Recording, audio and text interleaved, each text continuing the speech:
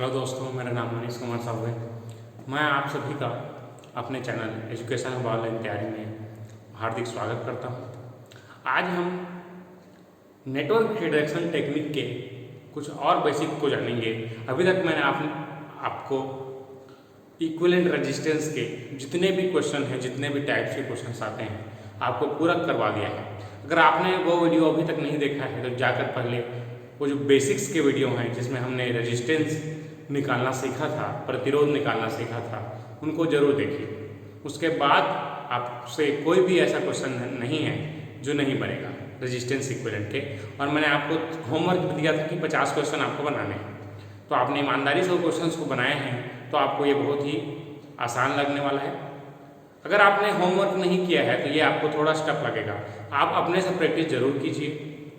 अब आज मैं आपको कुछ और बेसिक से बताने वाला हूँ जिसमें हम voltage division rule, current division rule और जो हमारे घर में परिपथ होते हैं, हमारे घरेलू जो सर्किट होते हैं, डोमेस्टिक इलेक्ट्रिकल सर्किट है, उनके बारे में कुछ रोचक जानकारी बताऊंगा जो आपके लिए बहुत ही ज़्यादा हेल्पफुल रहेंगे।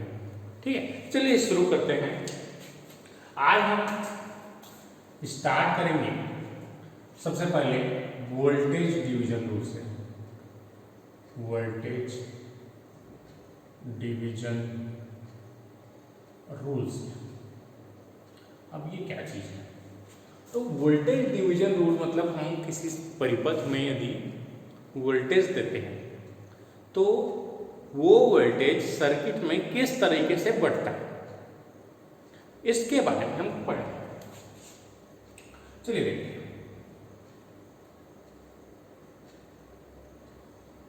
मान लेते हैं इस तरीके से दो रेजिस्टेंस लगा है और ये इस तरीके से वोल्टेज सोर्स।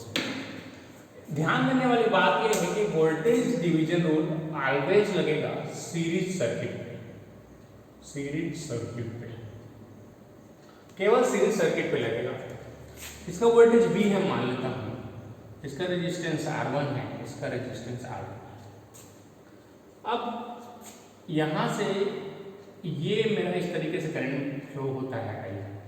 अब अगर मैंने को यहाँ से वोल्टेज दिया, यहाँ पर V1 वोल्टेज मिल रहा है, यहाँ पर V2 वोल्टेज मिल रहा है, तो ये V1 जो वोल्टेज है वो V1 बराबर होगा हमारा मेन वोल्टेज, ये मेन वोल्टेज है, इनटू जिसके पास निकालना है same branch resistance upon total resistance R1 plus R2। देखिए एक बार फिर से, main voltage into same branch resistance जहां निकाल रहे हैं अपॉन टोटल रेजिस्टेंस सर्किट में जितना होगा। अगर यहां पर R3 होता तो मैं यहां पर प्लस R3 कर देता। तो इस तरीके से अगर रेजिस्टेंस और है तो R को हम इस तरीके से ऐड कर देते हैं। ठीक है, इस तरीके से V2 बताइए क्या होगा? V2 is equal to V into R2 upon R1 plus R2। Very good, ठीक। तो इस तरीके से हमारा देखते हैं कि वोल्टेज डिवीजन रूल इस तरीके से बनता है।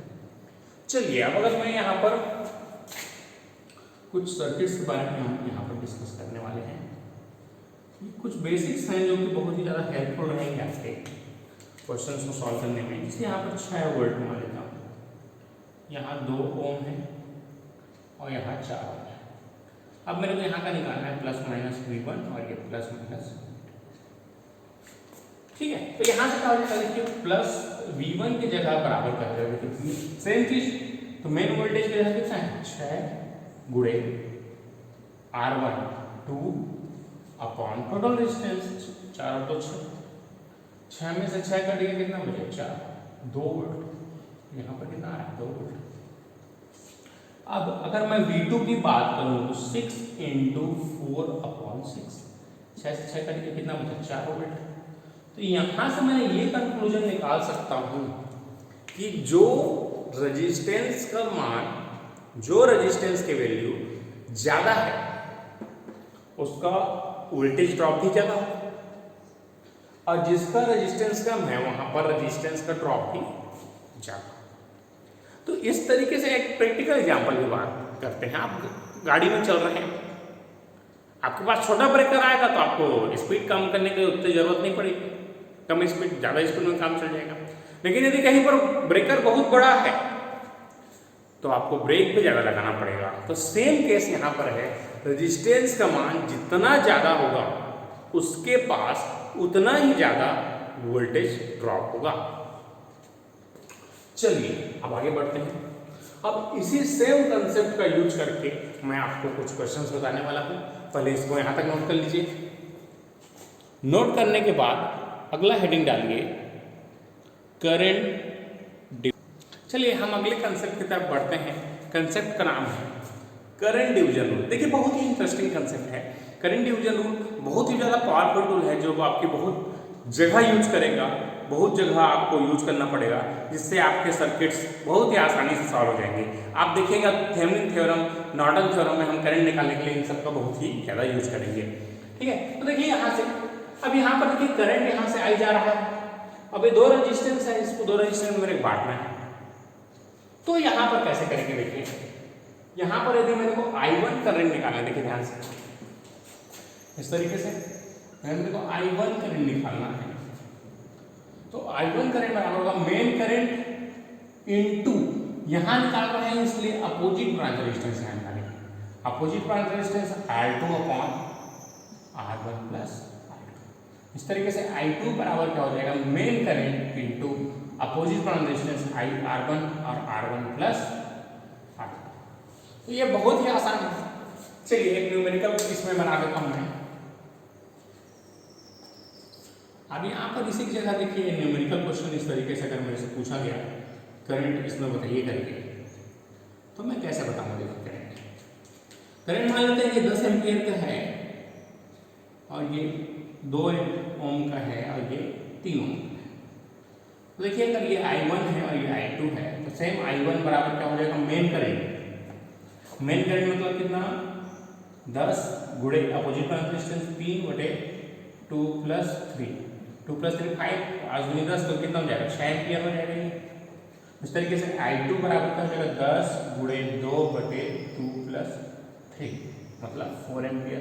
तो यहाँ मैंने क्या देखा, रेजिस्टेंस का मान कम है तो करंट का मान ज्यादा है। Current is inversely proportional to resistance. यहाँ पर देखिए ये 2 ओम का है तो यहाँ 6 एम्पियर करंट फ्लो रहा है, यहाँ 3 ओम का है तो यहाँ 4 एम्पियर करंट फ्लो रहा है। मतलब जहां का रेजिस्टेंस ज्यादा होगा वहां करंट कम फ्लो होगा, सीधा सीधी बात है।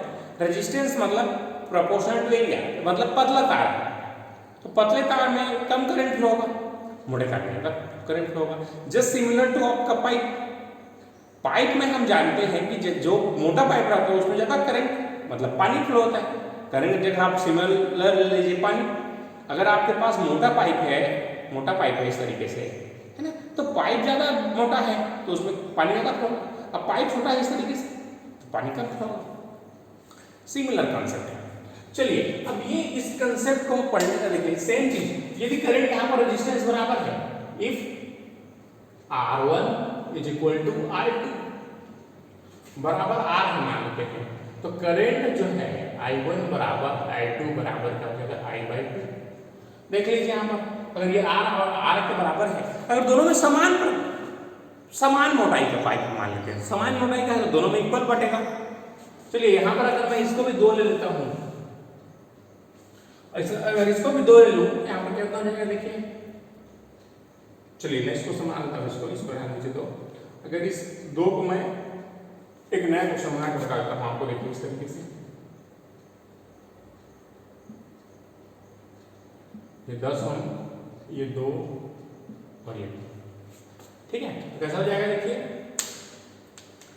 10 गुणा opposite branch resistance upon resistance 2 plus 2, हो जाएगा 10 गुणे 2/4, 2 कम 2 दूनी 2 कम 2 पंचे कितना जाएगा, 5 एम्पियर। तो 5 एम्पियर की धारा एक में फ्लो हो रहा है तो दूसरे में किससे क्या होगा, दूसरे में 5 होगा। तो यहाँ 5 एम्पियर बढ़ गया, यहाँ पे 5 एम्पियर बढ़ गया। यदि समान है तो समान बनेगा। चलिए इन कंसेप्ट उसी तरीके से वोल्टेज डिवीजन रूल में भी देखें। वोल्टेज डिवीजन रूल में यदि R1 बराबर R2 है तो बराबर रेजिस्टेंस है तो वोल्टेज V1 बराबर V2 होगा। ठीक है, इसके जस्ट पिछले वाले कंसेप्ट, अगर वोल्टेज रेजिस्टेंस का मान समान है तो समान डिवीजन होगा। जी चलिए ठीक। अब इन कंसेप्ट्स का यूज कहाँ करेंगे इसको नोट कर लीजिए पहले यहाँ पर, इसको नोट कर लीजिए उसके बाद आगे बढ़ते हैं।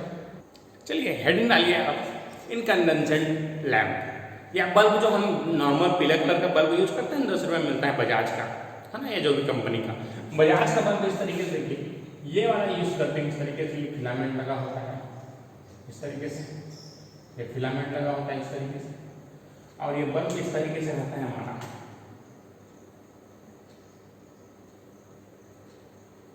इस तरीके से।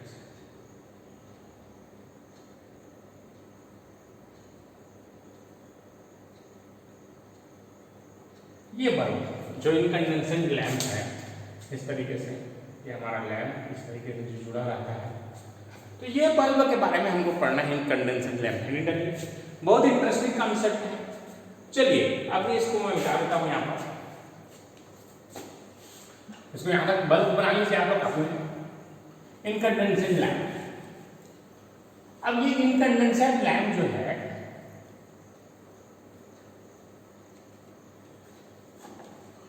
ना, थॉमस एडिसन ने बनाया था बल्ब, ठीक है। तो बल्ब बनाने के पहले एडिसन साहब ने 50,000 बार ट्राई किया था। अगर वो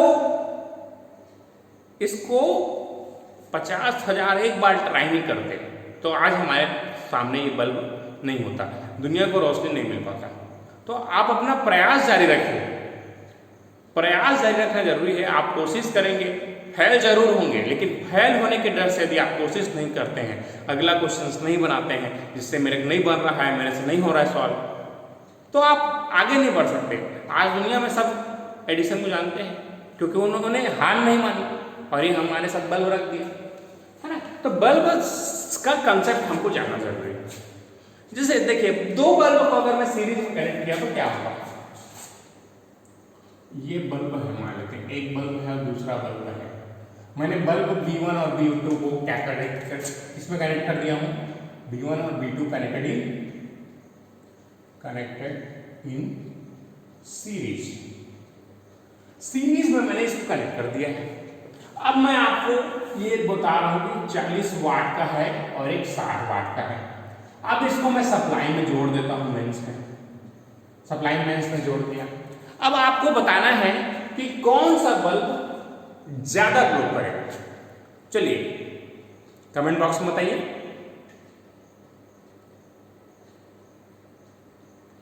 चालीस वाट 60 वाट कौन ज्यादा चलेगा? चलिए, जिन लोग का ऑप्शन 60 वाट है, 60 वाट किसी ने आंसर दिया है, तो ये गलत जवाब है। इसका करेक्ट आंसर आएगा 40 वाट।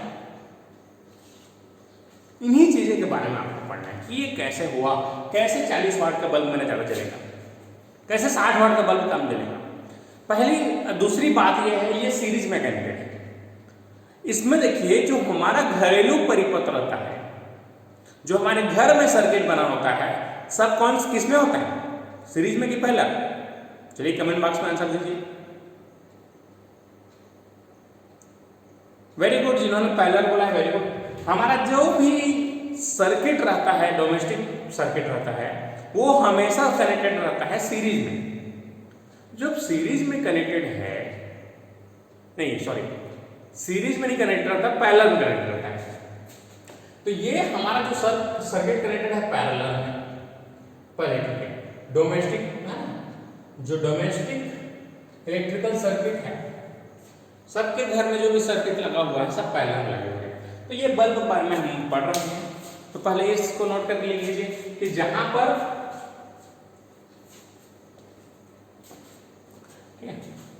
ये बल्ब है किसमें कनेक्टेड रहता है, पैरेलल। घरेलू परिपथ में समांतर, घरेलू परिपथ समांतर क्रम में होते हैं। कौन से क्रम में? क्रम में होता है, ठीक। अब अगर इसी बल्ब को मैं कनेक्ट कर दिया समांतर क्रम में इस तरीके से,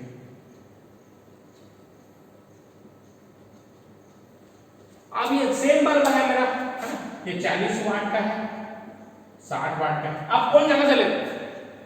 तो अब जलेगा 60 वाट का बल्ब ज्यादा जलेगा। अब अपन कंटिन्यू प्रैक्टिस में देखते हैं, यदि मैं 10 वाट का बल्ब लाया कम जलेगा, 12 वाट का लाया ज़्यादा जलेगा, 15 वाट का लाया और ज़्यादा जलेगा, 40 वाट का लाया और ज़्यादा रोशनी देगा मेरे को। क्यों? क्योंकि हमारा सर्किट किसमें है? पैरेलल में कनेक्टेड है। तो ऐसा क्यों हो रहा है, इसके पीछे का रीजन मैं आपको बताने वाला हूँ। तो पहले यहाँ तक नोट कर लीजिए, जब भी सीरीज में होगा तो 60 वाट का बल्ब नहीं, 40 वाट का बल्ब ग्लो ब्राइटर, इसमें 60 वाट बल्ब ग्लोस ब्राइटर। ठीक है, इसको यहां पर नोट कर लीजिए। इसका आगे बढ़ते हैं।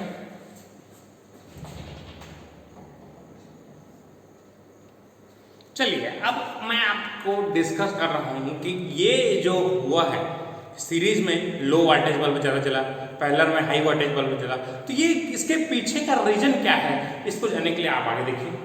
देखिए लो वोल्टेज, देखिए पावर इक्वल टू क्या होता है? Power equal to electrical engineering में वोल्टेज का स्क्वायर बाई आर होता है और करंट का स्क्वायर डिवाइडेड बाई। अगर मैं बोलूं लो वोल्टेज बल्ब है, मतलब क्या है इसको? अगर मैं इसमें रेजिस्टेंस की बात करूं तो आर इक्वल टू हो जाएगा वी स्क्वायर बाई टी। मतलब क्या है? Resistance is inversely proportional to power.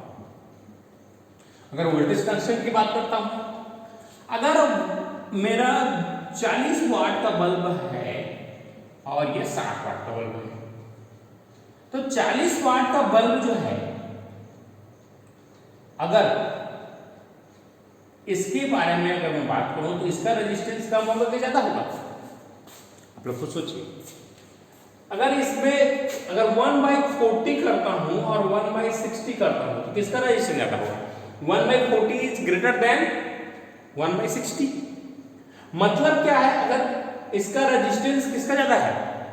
40 वाट का रेजिस्टेंस ज्यादा है, मतलब resistance of 40 watt bulb is greater than resistance of 60 watt bulb. अभी मैं आपको बताया था वोल्टेज डिवीजन में, जहां का रेजिस्टेंस ज्यादा है वहां वोल्टेज का ड्रॉप ज्यादा होगा। अगर मैं इस बल्ब को इस तरीके से मैंने सीरीज में लगाया है, इस तरीके से बल्ब को इस तरीके से, ये पावर है, ये लगाया था, 40 वाट का बल्ब है और ये 60 वाट का बल्ब है। अब इसको मैं यदि मान लेता हूं 100 वोल्ट के साथ जोड़ दिया, तो 100 वोल्ट का देखो क्या हो जाएगा? यहाँ का वोल्टेज ड्रॉप, यहाँ वोल्टेज ड्रॉप क्या होगा? कम होगा, और यहाँ का वोल्टेज ड्रॉप ज्यादा होगा, क्योंकि यहाँ का रेजिस्टेंस ज्यादा है। यहाँ का रेजिस्टेंस क्या है? ज्यादा है। मान लेते हैं बल्ब में लिखा है 40 वाट 100 वोल्ट और इसमें 100 वोल्ट लिखा हुआ है। अब इसको मैं 200 वोल्ट सप्लाई की ओर मान लेते हैं इस तरीके से। तो देखिए यहाँ का रेजिस्टेंस क्या होगा? आर बराबर वी स्क्वायर बाई पी। तो क्या हो जाएगा? वी का स्क्वायर मतलब 100 गुणे 100 वी का स्क्वायर बटे पी 40। एक शून्य गया, एक शून्य गया, कितना हो जाएगा? 1000 बटे 4। ये 4 एकम 4 25 25 चौक 100 कितना हो जाएगा? 250 हो जाएगा। 250 ओम। इसका रेजिस्टेंस का मान कितना है? 250 ओम। तो एक का रेजिस्टेंस मान लेते हैं 40 का आया तो 250 ओम।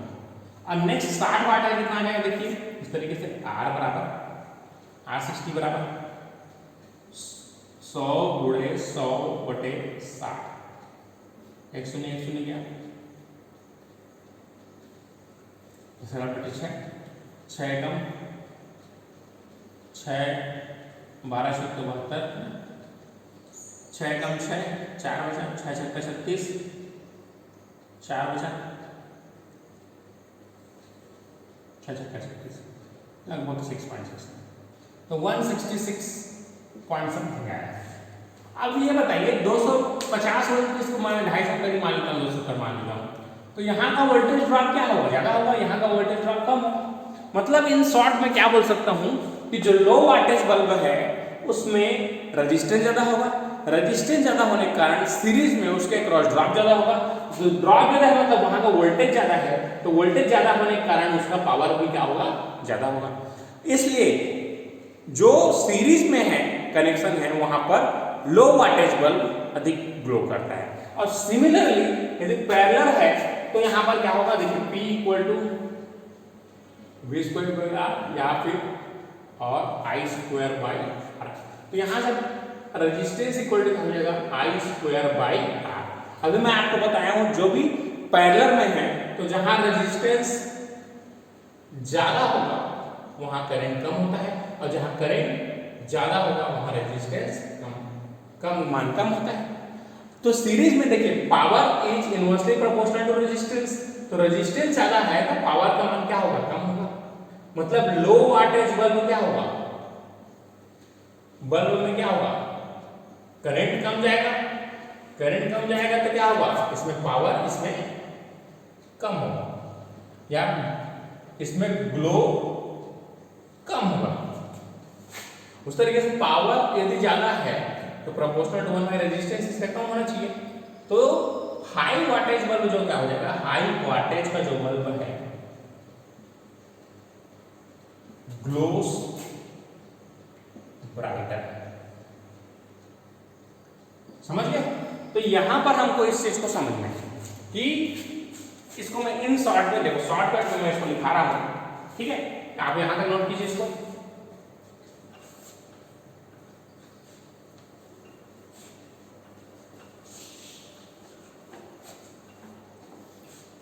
इन सीरीज नोट कर लीजिए,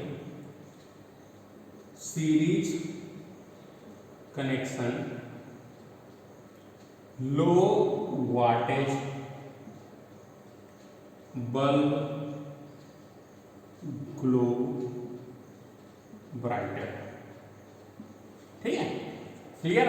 क्योंकि यहां पर देखो लो वाटेज बल्ब लिखा है, लो वाटेज मतलब क्या होगा, पावर इसका क्या होगा, पावर कम होगा और रेजिस्टेंस ज्यादा होगा।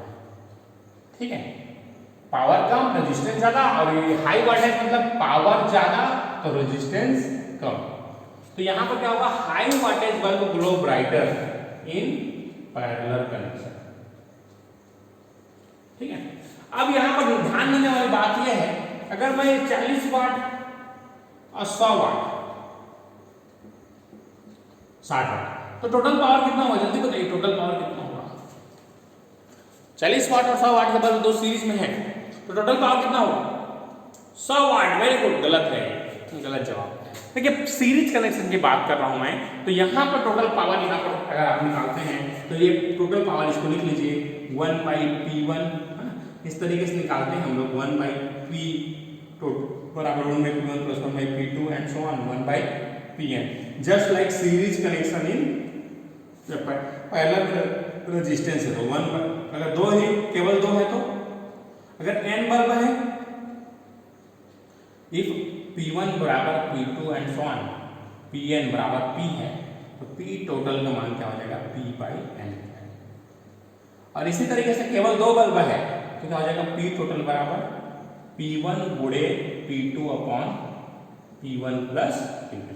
तो अगर यहाँ पर 60 और 40 है तो ये 100 वाट ना होके 40 गुणे 60 बटे 100 बराबर कितना होगा, 24 वाट इसका करेक्ट आंसर होगा। तो इसका आंसर कितना होगा, 24 वाट। अगर दो बल्बों को मैं सीरीज में कनेक्ट करता हूँ 40 और 60 वाट का, तो टोटल पावर मेरा 24 वाट होगा। बी केयरफुल, है ना, ये आपको फार्मूले को आपको याद रखना है। इस तरीके से अगर यहाँ पर टोटल पावर की बात करूँ, P1 plus P2 plus P3 and so on Pn, total power इस बराबर तो n टाइम्स ऑफ P हो जाएगा। और यहाँ पर अगर मैं बात करूँ, है ना, तो ये आपको याद रखना है। अगर मैं बोलूँ 60 वाट और 40 वाट के दो बल्ब सीरीज में हैं तो 40 प्लस 60 कितना हो जाएगा, यहाँ पर आपका 100 वाट होगा। तो ये चीजें आपको याद रखनी है, तो इसको ध्यान से नोट कर लीजिए। इसको, ये बहुत ज़्यादा हेल्पफुल चीजें हैं जो कि आपको हमेशा काम आएंगी। इसको नोट कर लीजिए, यहाँ पर बहुत इंपॉर्टेंट टेबल है। इसके बाद हम चर्चा करेंगे इसके और क्वेश्चंस के बारे में, जिसमें हम कुछ न्यूमेरिकल क्वेश्चन पे फोकस करेंगे जो कि आपके कंपटीशन एग्जाम में बहुत बार पूछे गए हैं। चलिए शुरू करते हैं। चलिए, ये क्वेश्चन पूछा गया है आपका एसएससी में कि एक 30 वाट का बल्ब है और 60 वाट का बल्ब है। अब अगर मैं इसको पहले सीरीज में कनेक्ट करता हूं फिर पैरेलल में कनेक्ट करता हूं तो दोनों के बीच का पावर डिफरेंस कितना होगा? चलिए तो कितना हो जाएगा 30। अगर मैं सबसे पहले सीरीज कनेक्शन की बात करूं तो सीरीज कनेक्शन में पावर कितना होगा 30 × 60 अपॉन 30 + 60 तो कितना हो जाएगा?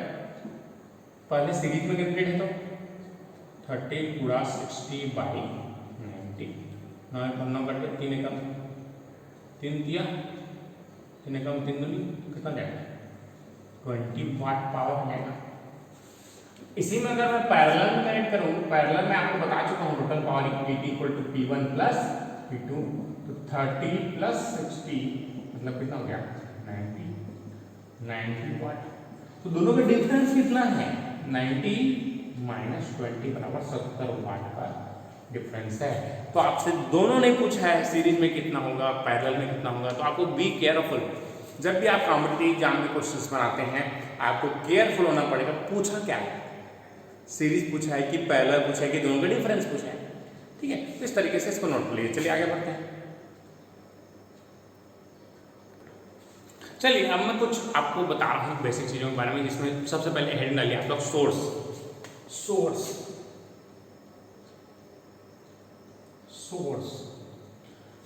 क्या चीज होता है, स्रोत क्या चीज होता है। जहां से कोई चीज निकलता है उसे हम स्रोत बोलते हैं। जैसे कि सन है तो सन क्या है, एक एनर्जी का सोर्स है, वो हमको सोलर एनर्जी देता है। मैं आपको बोलूं नदी क्या चीज है, नदी क्या है, वाटर का सोर्स है। इसी तरीके से जो भी चीज हमको वो देता है उसको बोलते हैं स्रोत। तो अब हम सोर्स जो है दो प्रकार के होते हैं बेसिकली। एक होता है आइडियल सोर्स, एक होता है प्रैक्टिकल सोर्स। आइडियल सोर्स के बारे में बात करूं तो आइडियल उनको बोलते हैं जो समय के साथ या परिस्थिति के हिसाब से चेंजेस नहीं होता, जिसका इन्वायरमेंट पे फर्क नहीं पड़ता, किसी चीज पे फर्क नहीं पड़ता। जैसे कि उसका मान जितना हमारा पहले था उतना ही हमेशा रहेगा, उसको बोलते हैं आइडियल वोल्टेज सोर्स या ideal current source. Ideal source ideal आदर्श। अब प्रैक्टिकल के बारे में है ना, जो आदर्श जो है, आदर्श सोर्स दो प्रकार के होते हैं, एक करंट सोर्स होता है, एक वोल्टेज सोर्स होता है। तो ये चीजें आपको कॉम्पिटिशन एग्जाम में डायरेक्ट पूछा जाता है ना। प्रैक्टिकल की भी बात करेंगे दो प्रकार के होंगे, है ना, करंट और वोल्टेज। तो इसके बारे में बात करते हैं हम लोग। सबसे पहले आदर्श करंट सोर्स के बारे में। Current source ideal current source के बारे में बात करते हैं। तो ये आइडियल करंट सोर्स इस तरीके से होते हैं, ये हमारा जैसे ये लोड हमारा इस तरीके से, या केवल सोर्स की बात करूं तो इस तरीके से है। यहाँ पर ये रेजिस्टेंस और यहाँ पर इस तरीके से ये रेजिस्टेंस, ये जो रेजिस्टेंस है यहाँ पर R इंफिनिटी होगा। यहाँ का रेजिस्टेंस कितना होगा, अनंत होता है। यहाँ करंट इस तरीके से, और ये जहाँ पर हमको लोड देना है ये हमारा लोड है, ये हमारा लोड है। तो जितना करंट हम दे रहे हैं उतना करंट लोड तक पहुँच रहा है। तो यहाँ का इंटरनल रेजिस्टेंस कितना होगा, इंफिनिटी होगा। तो आदर्श करंट सोर्स का रेजिस्टेंस कितना होगा, अनंत होगा। ये बहुत बार क्वेश्चन पूछा गया है कि आर इंटरनल आदर्श सोर्स का कितना होता है। तो आदर्श करंट सोर्स का रेजिस्टेंस हमेशा अनंत होगा। आप रीजन यहां से देख सकते हैं इस तरीके से। चलिए अब अगर मैं बोलूं आदर्श करंट सोर्स का ग्राफ कैसे बनेगा, तो इसका ग्राफ देखिए। इसका ग्राफ अगर मैं इसको समय के हिसाब से इसको यहां पर बनाता हूं, मैं ये देखिए, अगर मैं इसको करंट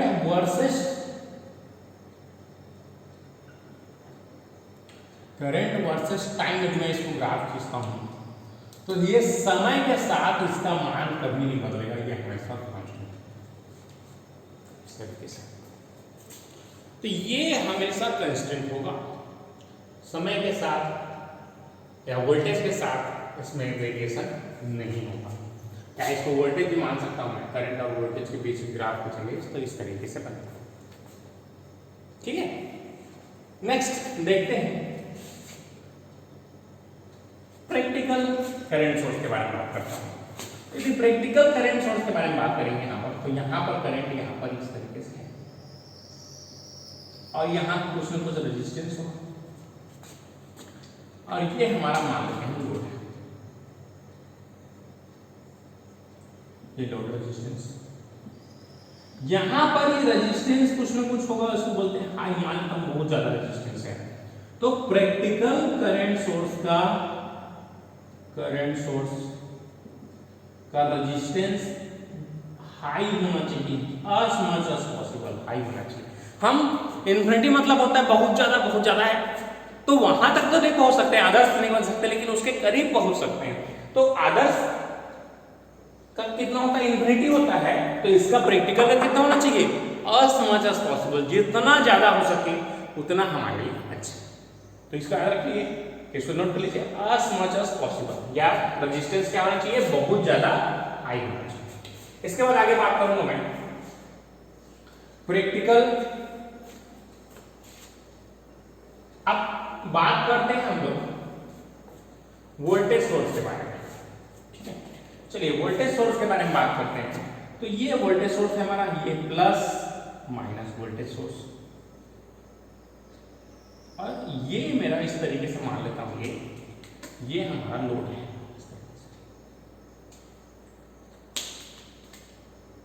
वोल्टेज और ये लोड, तो जितना वोल्टेज मैं दे रहा हूं पूरा का पूरा वोल्टेज कहां तक आ रहा है, लोड तक आ रहा है, मतलब रास्ते में कहीं पर खर्च नहीं हो रहा है। तो इंटरनल रेजिस्टेंस के बारे में यदि बात करता हूं तो यहाँ का रेजिस्टेंस कितना होना चाहिए, 0 होना चाहिए। तो एक आदर्श वोल्टेज सोर्स का रेजिस्टेंस कितना होना चाहिए, 0 होना चाहिए। बहुत याद रखना है, बहुत ज्यादा रेजिस्टेंस कितना होना चाहिए, 0 होना चाहिए।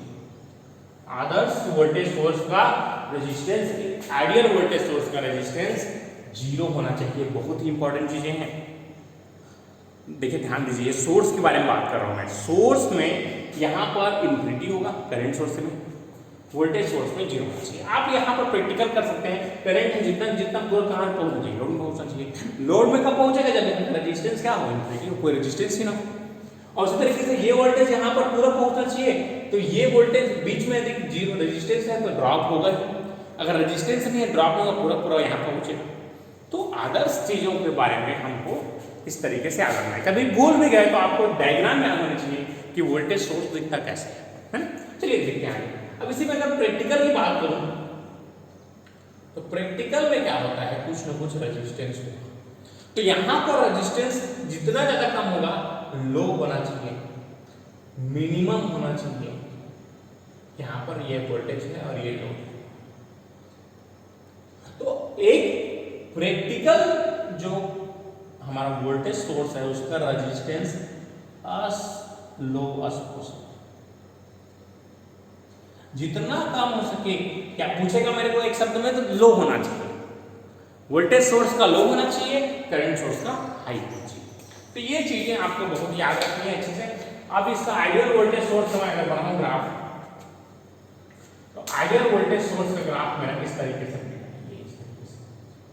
करंट और वोल्टेज के बीच का ग्राफ। और यहां पर देखिए, अगर प्रैक्टिकल के बारे में मैं ग्राफ बनाऊंगा, प्रैक्टिकल का ग्राफ बनाऊंगा, क्या होगा, कुछ ना कुछ इसमें देखिए V minus I R internal plus ये VL, मान लीजिए V लोड, तो यहां से ये माइनस बराबर 0, तो यहां से V लोड क्या हो जाएगा, V minus I R internal.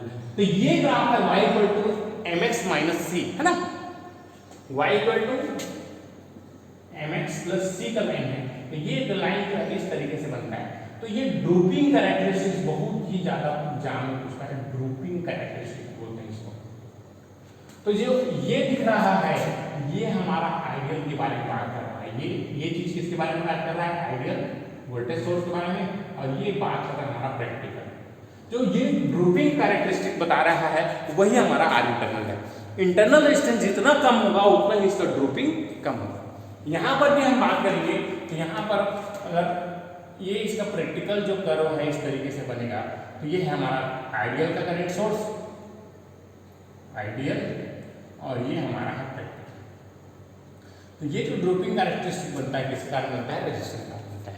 ये क्वेश्चन आपको 2 से 3 एग्जाम में डायरेक्ट पूछा गया है, इनमें से कौन सा आइडियल वोल्टेज सोर्स है। तो ये जो जिसका ग्राफ ऊपर वाला बन रहा है वो आइडियल होगा। प्रैक्टिकल वोल्टेज सोर्स का ग्राफ बनेंगे, ये क्वेश्चन इंजीनियरिंग सर्विस एग्जाम में पूछा जा चुका है, इसको नोट कर लीजिए आप लोग।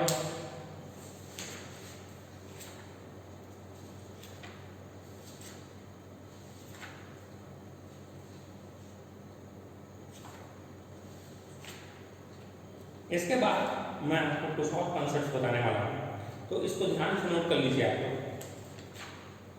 इसके बाद हम आगे बढ़ते हैं। तो ये हमारा सोर्स के बारे में बात हो गया। तो आइडियल चीजों के बारे में, अगर आइडियल वोल्टेज सोर्स है तो इसको शॉर्ट नोट भी आप लिख सकते हैं इस तरीके से। देखिए कैसे लिखते हैं, शॉर्ट नोट के बारे में बात कर रहा हूँ। ये जो चीजें मैं आपको बता रहा हूँ उसको आपको बहुत ही ध्यान से नोट करना है और नोट करके आपको कॉपी बनाना है, ताकि आपको, मैं 2-3 बुक से खोज के बना रहा है ना, तो आपको क्या करना है, एक जगह बढ़िया से नोट कर लेना है, ताकि आपको एक सब्जेक्ट के लिए एक ही कॉपी में सब चीज मिल जाए। मैं वही आपसे उम्मीद करता हूँ कि आप नोट अच्छे से बनाएंगे, क्योंकि आप 10 बुक नहीं पढ़ सकते ना, 10 बुक पढ़ने में आपको टाइम ज़्यादा लगेगा। तो यही तो चीज़ें हम आपको बताते हैं कि कम से कम समय में आप कैसे अच्छी जानकारी इकट्ठा कर सकते हैं और उन जानकारियों का यूज करके आप कैसे एग्जाम को क्रैक कर सकते हैं। ठीक है, अब मैं सोर्स को और क्लासिफाई करता हूँ, तो इसमें होता है ये इंडिपेंडेंट सोर्स, इंडिपेंडेंट सोर्स, और होता है डिपेंडेंट सोर्स, डिपेंडेंट सोर्स। चलिए, इंडिपेंडेंट मतलब स्वतंत्र। आप जानते हैं स्वतंत्र और परतंत्र में क्या अंतर है। स्वतंत्र में हम लोग क्या है, हम लोग कहीं भी घूम सकते हैं, कैसे भी कर सकते हैं, है ना, स्वतंत्र देश है हमारा। अब परतंत्र में क्या होता है, हमको दूसरे के हिसाब से चलना पड़ता है, उस तरीके से सोर्स है। अगर मैं सोर्स में बोल रहा हूँ इंडिपेंडेंट है, तो उसका मतलब है उसको किसी दूसरे सोर्स से हेल्प लेने की जरूरत नहीं है, वो अपना निर्णय लेने के लिए, अपना काम करने के लिए स्वतंत्र है। तो ऐसे सोर्स जिस दूसरे पर डिपेंड नहीं करते उसे बोलते हैं हम लोग इंडिपेंडेंट सोर्स। ठीक है, अब जैसे डिपेंडेंट सोर्स के बारे में बात करूं, ऐसा सोर्स जिसको हमको चलने के लिए दूसरे की आवश्यकता पड़ती है, उसे हम डिपेंडेंट सोर्स कहते हैं। जैसे कि बात करूं मैं इंडिपेंडेंट सोर्स, प्रैक्टिकल लाइफ के बारे में बात करते हैं। तो प्रैक्टिकल लाइफ में जैसे प्लांट्स हैं, तो प्लांट्स क्या करते हैं, अपना भोजन खुद बनाते हैं, तो क्या हो गया, इंडिपेंडेंट हो गया। वो भोजन के लिए किसी दूसरे पर निर्भर नहीं करते, वो अपना भोजन खुद बनाते हैं प्रकाश संश्लेषण से और अपना खाना खाते हैं। और हमको क्या चाहिए, हम क्या है, डिपेंडेंट है किस पर, प्लांट्स पे, इनडायरेक्टली या डायरेक्टली। डायरेक्टली या इनडायरेक्टली हम किस पर डिपेंड करते हैं, प्लांट पर डिपेंड करते हैं। तो हम लोग क्या है, हम लोग हैं डिपेंडेंट सोर्स, और बाकी जो है इंडिपेंडेंट सोर्स है। इसके बाद यदि मैं आपको और क्लासिफिकेशन बताऊं, तो देखिए, जैसे ये गोल जो दिखता है, सर्कल बनाते हैं हम लोग, या इस तरीके से प्लस माइनस लिखते हैं, तो सर्कल इस तरीके से बना, उसको हम लोग, ये डायग्राम हम कैसे पहचानेंगे, तो सर्कल या इस तरीके से प्लस माइनस दिखता है, तो इसे बोलते हैं हम लोग, ये सिंबल है किसका, इंडिपेंडेंट। इंडिपेंडेंट का सिंबल ये सर्कल रहेगा या इस तरीके से प्लस माइनस। तो प्लस माइनस जानेंगे आप, इस तरीके से सर्कल देख के समझ जाएंगे ये क्या है, इंडिपेंडेंट। उसके बाद डिपेंडेंट का डायग्राम जो है इस तरीके से बनता है। हम ताश खेलते हो ना, ताश खेलते हैं, ये कौन सा ईटा काट दिखा है, तो ईटा काट दिखेगा इस तरीके से। तो आपको ये समझना है कि ये क्या है, डिपेंडेंट सोर्स। डिपेंडेंट का मैं आपको एक प्रैक्टिकल एग्जांपल दे रहा हूँ, सोलर प्लेट या हमारा solar power plant, solar panel जो भी बोलते हैं। तो सोलर पैनल पे करंट कब आएगा, जब उस पर प्रकाश पड़ेगा। तो वो डिपेंडेंट किस पे है, प्रकाश पे डिपेंड कर रहा है। तो सोलर पैनल्स जो हैं, सोलर सिस्टम जो है, वो क्या होगा, एक डिपेंडेंट सोर्स का एग्जांपल है। तो सोलर प्लेट, सोलर सेल। और हम लोग जो बैटरी यूज करते हैं, बैटरी, वो क्या होगा, हमारा प्रैक्टिकल या इंडिपेंडेंट सोर्स। देखिए डिपेंडेंट सोर्स इंडिपेंडेंट भी दो प्रकार के होते हैं, एक होता है करंट सोर्स, एक होता है वोल्टेज सोर्स। तो वोल्टेज को इस तरीके से दो और करंट को तो इस तरीके से लिखते हैं हम लोग। अब डिपेंडेंट सोर्स जो है चार प्रकार के होते हैं, देखिए कौन कौन से रहते हैं। देखिए वोल्टेज कंट्रोल्ड वोल्टेज सोर्स या voltage dependent voltage source, voltage control current source या voltage dependent current source, current dependent voltage source या current controlled current source.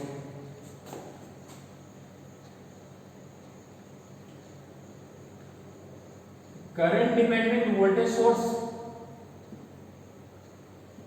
Current source या current dependent current controlled current source. अब ये क्या चीज है देखते हैं इसके बारे में डिटेल में।